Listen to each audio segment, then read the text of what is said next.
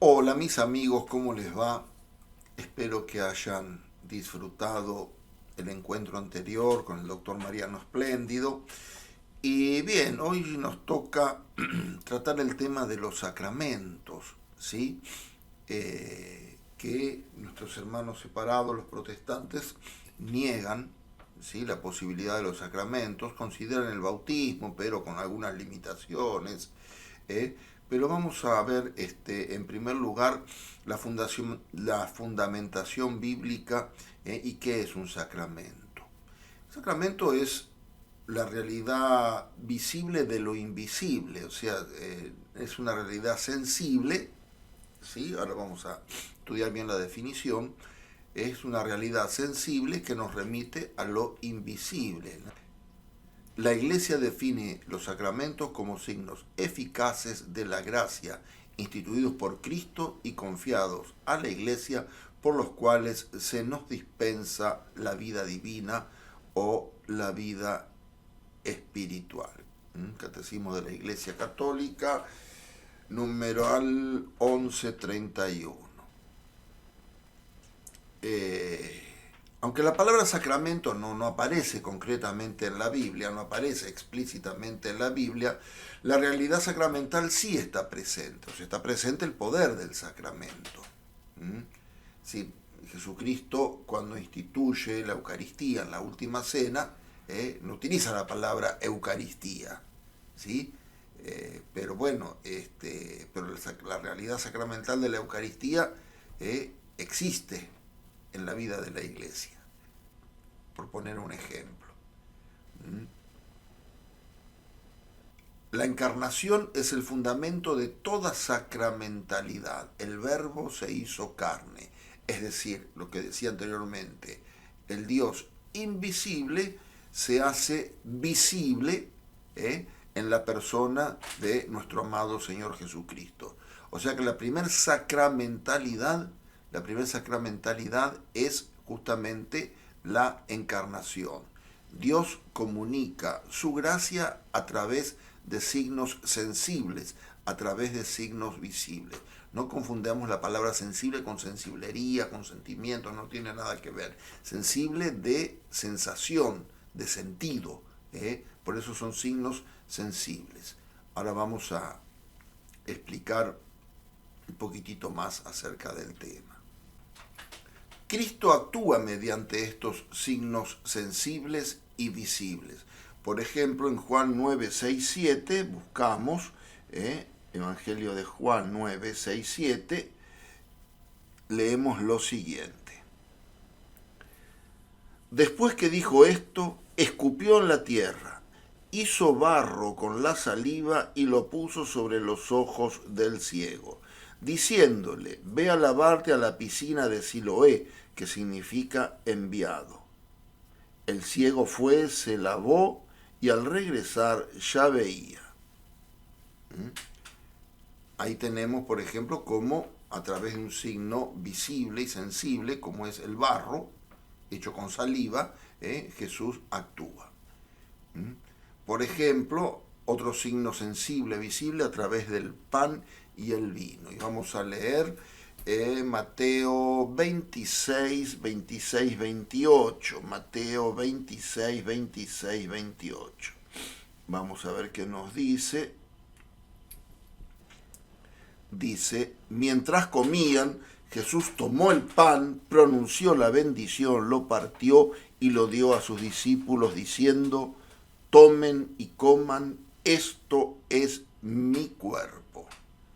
Después tomó una copa, dio gracias y se la entregó diciendo, beban todos de ella, porque esta es mi sangre, la sangre de la alianza que se derrama por muchos para la remisión de los pecados. Acá tenemos otro signo sensible, visible, que es el pan y el vino. Y en el libro de los Hechos de los Apóstoles, en el capítulo 8, versículo 17, 8, 17, leemos lo siguiente. Entonces les impusieron las manos y recibieron el Espíritu Santo. Es decir, el Espíritu Santo es una realidad invisible que a través de lo sensible se hace presente. Y también tenemos en Primera de Timoteo 4:14, Primera de Timoteo 4:14, ¿dónde está Timoteo?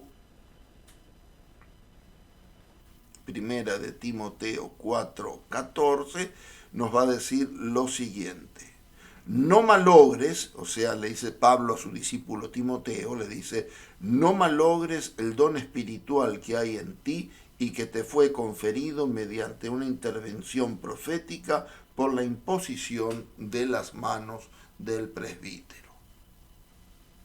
¿Sí? Después tenemos también que hay mandatos explícitos de Jesús para la celebración de los sacramentos, ¿sí? Por ejemplo, en Mateo 28:19, leemos lo siguiente: vayan entonces y hagan que todos los pueblos sean hay mandato, vayan, hagan que todos los pueblos sean mis discípulos, bautizándolos en el nombre del Padre y del Hijo y del Espíritu Santo. En Lucas, Mateo, Marcos, Lucas 22:19, Lucas 22:19 leemos lo siguiente: luego tomó el pan, dio gracias, lo partió y lo dio a sus discípulos, diciendo, esto es mi cuerpo que se entrega por ustedes. Y aquí está el mandato, o sea, la institución de la Eucaristía la habíamos leído, pero aquí está el mandato de Jesús: hagan esto en memoria mía.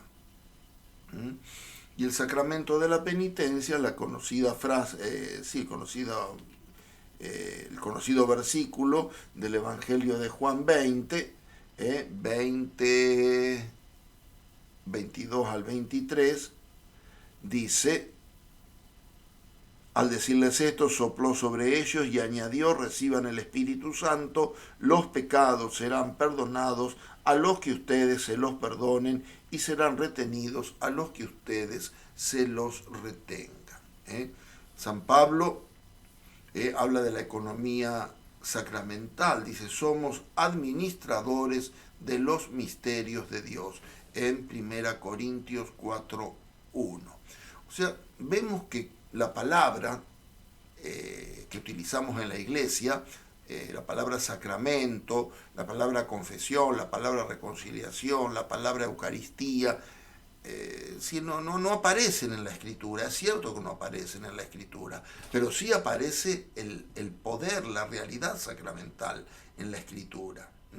Sí aparece la palabra bautismo, sí aparece la palabra bautismo. Y aquí tenemos otro punto de controversia con los hermanos separados, con los hermanos protestantes, ¿sí? La transubstanciación y la iglesia primitiva. Vamos a ver los fundamentos bíblicos. Mateo 26:26, esto es mi cuerpo. Mateo 26:28, ya hemos leído, esta es mi sangre. El verbo griego stein no admite sentido simbólico forzado. Lo dice Jesús en Juan 6 en el discurso del pan de vida. En Juan 6:55, mi carne es verdadera comida, mi carne es verdadera comida. Acá hay que hacer la distinción entre signo y símbolo. Esto se estudia en lógica aristotélica, la distinción entre signo y símbolo. El signo es, repito, una realidad visible, o sea, lo tengo delante de mi vista, y me transmite una realidad invisible. El ejemplo que siempre se pone, vemos cenizas, es signo de que hubo fuego. Yo llegué tarde al incendio, no lo vi, pero veo las cenizas y es signo de que hubo fuego. No puedo negar que hubo fuego. ¿Sí? Ese es el signo. El símbolo es convencional. Por ejemplo, la bandera de un país Es convencional. En nuestro país la bandera argentina celeste y blanca, con el sol en el centro de la parte blanca. Es un símbolo convencional. La podían haber creado de otro color la bandera argentina, qué sé yo, podía haber sido de otro color. Los colores de un equipo de fútbol son símbolos convencionales, o sea, simbolizan, me recuerdan una realidad, me recuerdan un acontecimiento, me recuerdan un evento, y tomamos un elemento, ¿sí? Tomamos un elemento simbólico en el cual todos nos ponemos de acuerdo para que ese elemento nos lleve a esa realidad. En cambio, con el signo no. Con el signo no nos ponemos de acuerdo para tomar el signo, sino que el signo por sí mismo nos remite a otra realidad. Por eso que el sacramento, signo sensible, eficaz de la gracia invisible, pero el signo instituido por Cristo, querido por Cristo, me remite a la realidad de la gracia. Esto es mi cuerpo, esta es mi sangre. Mi carne es verdadera mi carne es verdadera comida, mi sangre verdadera bebida. Cuesta entender, y esto está escrito en el Evangelio. Vamos a ver qué nos dice el Evangelio de Juan, al final del discurso de vida, en el capítulo 6, versículo 60, ¿dónde está? Aquí está, 6:60, dicen, después de oírlo, es decir, después de oír el discurso del pan de vida, después de oírlo, muchos de sus discípulos decían, es duro este lenguaje, ¿quién puede escucharlo? Es duro este lenguaje, ¿quién puede escucharlo? Y eso hace que, bueno, que muchos discípulos abandonen la convivencia discipular y abandonen a Jesús. Y Jesús les dice, no, pero en realidad yo lo que quise decir, no. A los que quedan le dice, si ustedes también quieren irse, pero el lenguaje es así. El lenguaje no se cambia, la palabra no se cambia, la palabra no cambia. Mi carne es verdadera comida, mi sangre es verdadera bebida. El discípulo descubre que eso crea un compromiso personal con Jesús, que al discípulo le va a costar trabajo mantener esa fidelidad que exige ese lenguaje. Por eso van a decir, duro es este lenguaje, y Jesús, repito, acá está escrito, no corrige ni suaviza, sino que reafirma el realismo. San Pablo dice, quien come el pan o bebe del cáliz indignamente, peca contra el cuerpo y la sangre del Señor. O sea, no peca contra un símbolo, no peca contra un símbolo. No se peca contra un símbolo. Acá está la iglesia primitiva, San Ignacio de Antioquía, año 110. La Eucaristía es la carne de nuestro Salvador Jesucristo. La carta a los esmirniotas. San Justino mártir, que el 1 de junio fue el día de San Justino. No lo tomamos como pan común ni como bebida común. San Ireneo de León, el pan se convierte en la Eucaristía, que es, nos dice que simboliza, que es el cuerpo de Cristo. Y esto es mucho antes de que existieran los protestantes. Los protestantes son del siglo XVI, y acá estamos hablando del siglo II, del siglo I, de los primeros momentos de la iglesia, cuando la iglesia tenía la palabra de Dios más fresca, digamos, y la enseñanza y la tradición apostólica la tenía más latente. La fe en la presencia real es universal y anterior a cualquier concilio medieval. Si te gusta el contenido de este canal, te invito a que te suscribas, a que nos regales un like, un dedito para arriba, a que toques la campanita para enterarte cuando subimos nuevo contenido, y también que compartas el video con tus familiares, amigos y conocidos. De esa forma todos colaboramos en la obra de la evangelización y nos ayudas a todos un montón a crecer como iglesia, a crecer como comunidad. Y ahora seguimos con el tema que veníamos tratando. Porque, es decir, a los católicos nos achacan de que esto de la presencia sacramental de Jesús, de la presencia real de Jesús, son como que la piedad católica que nosotros tenemos, la fe católica, que es como si fuera todo un invento de la Edad Media. Y no es así. Ustedes fíjense que estamos hablando de la antigüedad, de la iglesia primitiva. Esto es antes de la Edad Media. La Edad Media comienza a partir del siglo IV más o menos, comienza a partir del siglo IV, ya que estamos siglo I, siglo II, 200, 300 años antes de que comience la Edad Media, ya se creía esto, no es ninguna invención medieval, está tomado de la Escritura, está interpretado tal cual lo dice la Sagrada Escritura de forma literal. Mi carne es verdadera comida, mi sangre es verdadera bebida. No es un símbolo, no es un símbolo. Vayamos ahora al sacramento de la penitencia, sacramento que tiene 3 nombres: sacramento de la penitencia, sacramento de la confesión o sacramento de la reconciliación. Y como todos los sacramentos, tiene una fundamentación bíblica. Juan 20, 22, 23. A quienes se les perdonen los pecados les quedarán perdonados, y a los que se los retengan les quedarán retenidos, dice. Y ese poder se lo está dando a la iglesia primitiva, se lo está dando a los discípulos, se lo está dando a los apóstoles. Es dado a los apóstoles, es real, no es judicial. Supone conocimiento y conciencia del pecado. Conocimiento y conciencia del pecado.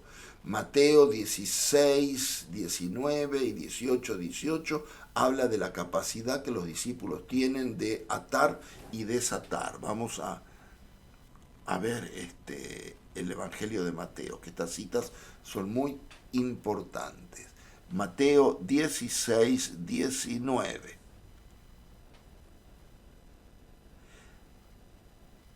Le dice a Pedro: yo te daré las llaves del reino, todo lo que ates en la tierra quedará atado en el cielo, y todo lo que desates en la tierra quedará desatado en el cielo.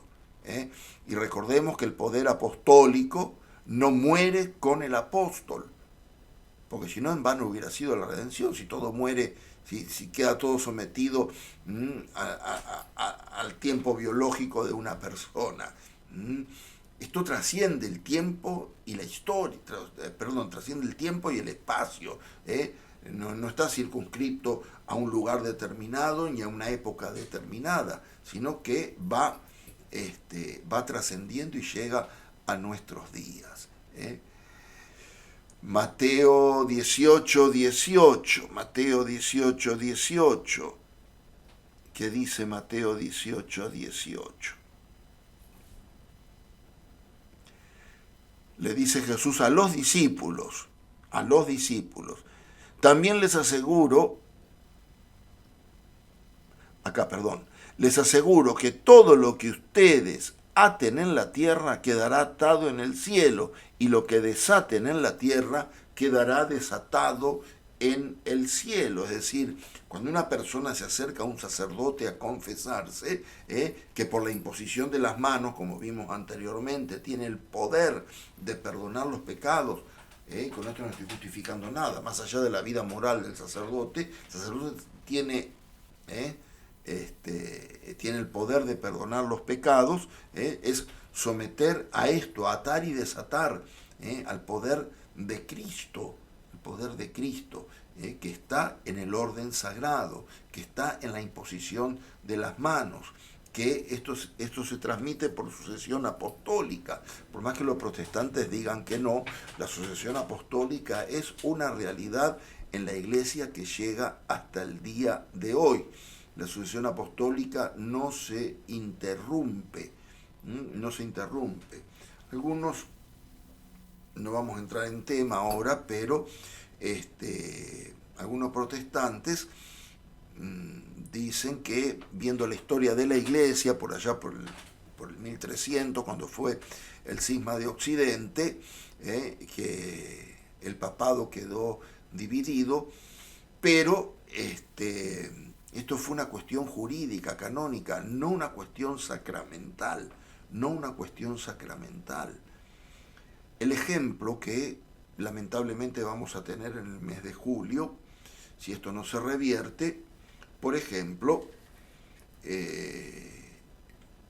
la fraternidad sacerdotal San Pío X, que fue fundada, fue creada por el obispo Marcel Lefebvre, un obispo que ha sido muy misionero y todo, pero bueno, no aceptó el Concilio Vaticano II. ¿Y qué van a hacer ahora? Lefebvre ya murió, ¿sí? Pero ¿qué van a hacer ahora los obispos que fueron consagrados en su momento por Lefebvre? Van a ordenar obispos sin el mandato apostólico, o sea, sin la autorización del Papa, sin la autorización de la Santa Sede. Ordenar obispos sin autorización de la Santa Sede se transforma en una controversia jurídica, canónica, pero no en una controversia sacramental, porque la imposición de manos está, ¿sí? Y el poder sacerdotal, sacramental, se comunica de manera ilícita, ¿sí? Porque no está dentro de los cánones de la Iglesia. No está dentro de los cánones de la Iglesia, pero se comunica de manera válida también, se comunica de manera válida.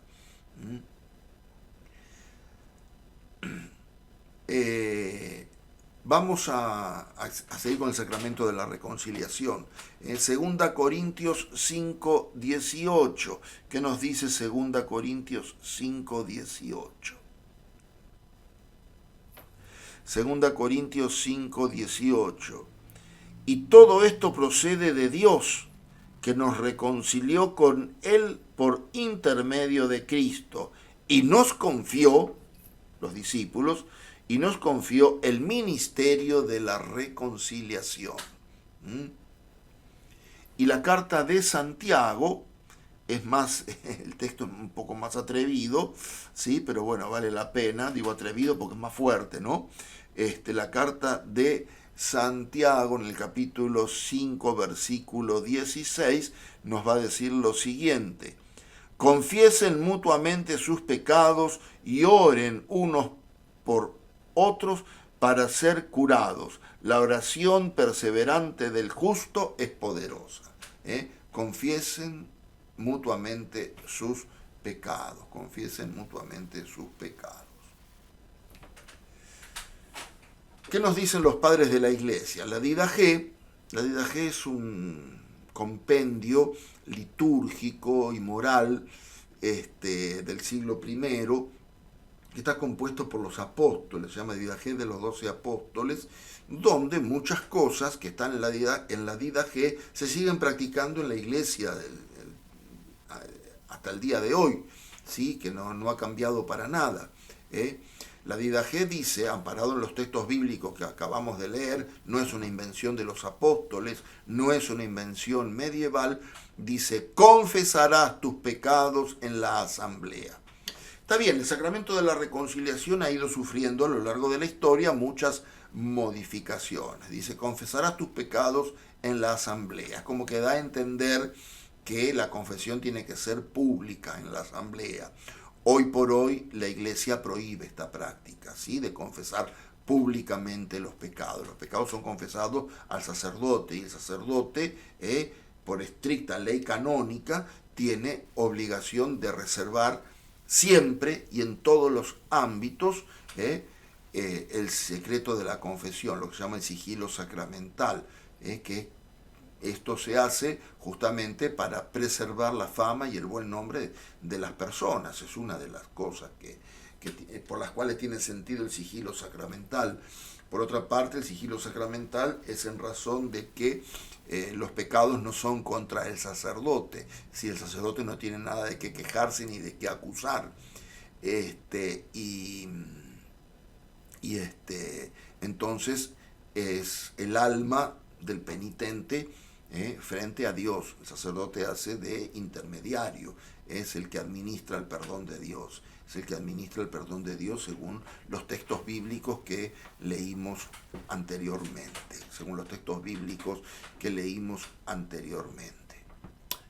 Bien, San Cipriano de Cartago, que cada uno confiese su pecado mientras aún vive.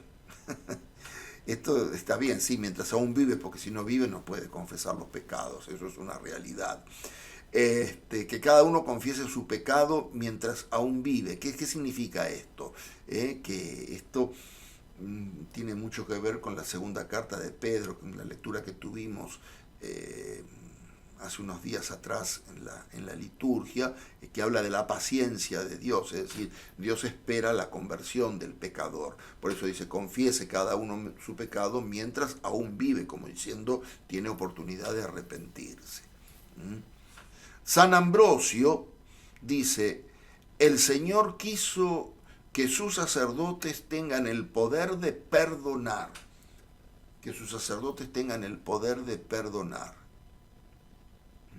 La confesión auricular no es una invención medieval, sino un desarrollo orgánico.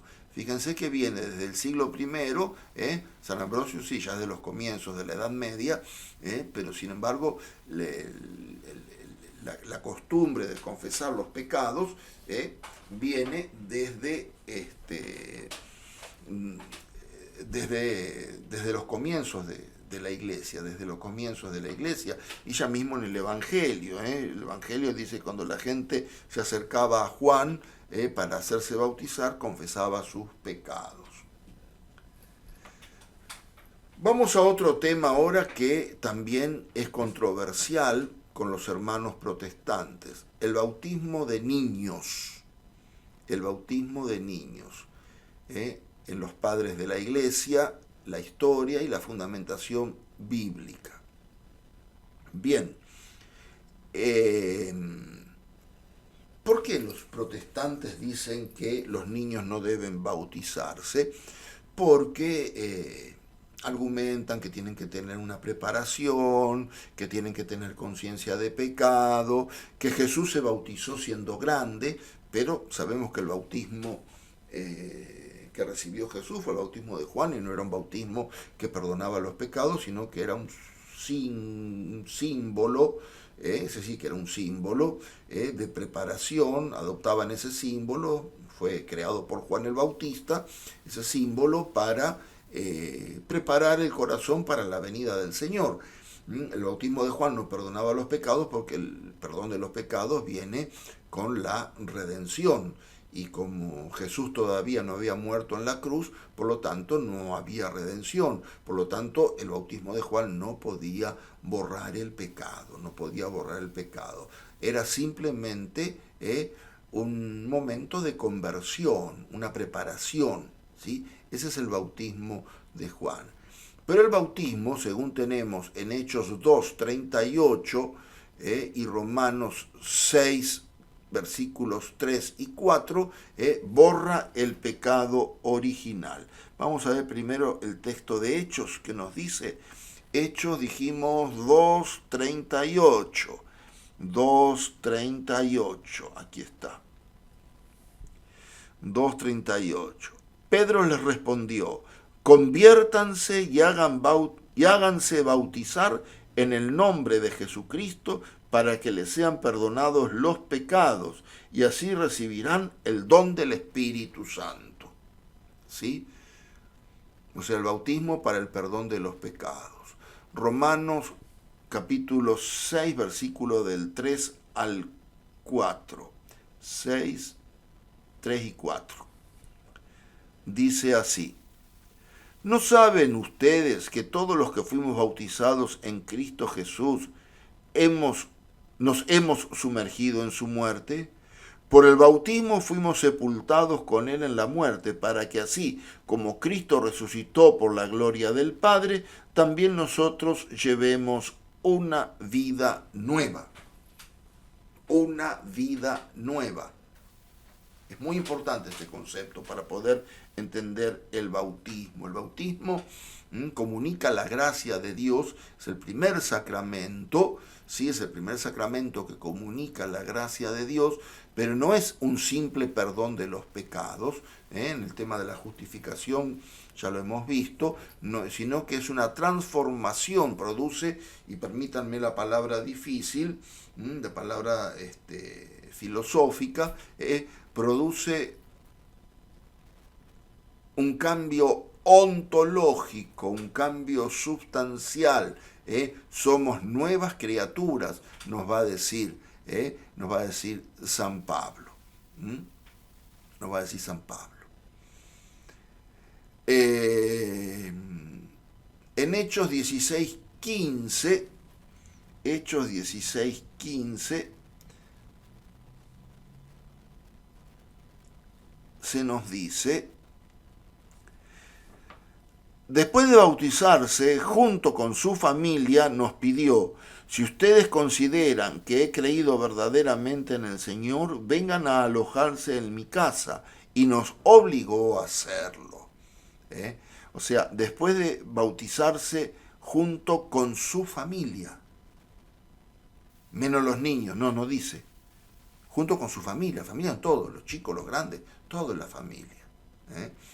Hechos 16:33, el carcelero de Filipos, en el mismo, a esa misma hora de la noche el carcelero los atendió, curó sus llagas e inmediatamente después fue bautizado junto con toda su familia. En familia y niños, sobre todo en la familia de la antigüedad. No había método de control de la natalidad como ahora. Tenían hijos y siempre había niños y todos se bautizaban. En 1 Corintios 1:16, yo leo la Biblia porque me gusta que tenga fundamentación lo que uno está diciendo. 1 Corintios 1:16. Sí, también he bautizado a la familia de Estéfanas, pero no recuerdo haber bautizado a nadie más. Jesús dice: dejen que los niños vengan a mí. Y para que los niños vayan a Jesús hay que bautizarlos. Si no, no tienen la nueva vida en Cristo. Los padres de la iglesia, San Ireneo: Cristo vino a salvar a todos, niños, jóvenes y ancianos. Orígenes: la iglesia recibió de los apóstoles la tradición de bautizar a los niños. Estamos hablando del siglo II, Orígenes. San Cipriano, en el concilio de Cartago, en el año 253, no se debe impedir la gracia del bautismo a los niños recién nacidos. Todo esto por lo dicho anteriormente en la Sagrada Escritura. Se bautizaba a la familia había niños. Así no se puede negar esta realidad. ¿Sí? La iglesia siempre bautizó a los niños para el perdón de los pecados, dice San Agustín. En la antigüedad negar el bautismo infantil hasta fue considerado una herejía. No hay motivos para negar el bautismo a un niño. Yo sé que en algunos casos mucha gente se ha quejado y se queja, sí, porque el cura, como no estábamos casados, no me lo quiso bautizar. Sí, bueno, eso responde a otra mentalidad. Hoy por hoy la iglesia ya no transita eso, y si algún cura hace eso está mal hecho, y por lo general es un cura viejo el que lo hace, que tiene otra formación, pero no significa que eso esté bien, no significa que eso sea lo que tenga que hacerse. No hay impedimento alguno para negar el bautismo a un niño. Y por último, vamos a encontrar en muchos textos de la Escritura, por ejemplo en Hechos 2:38 que habíamos leído anteriormente, bautizados en el nombre del Señor Jesús.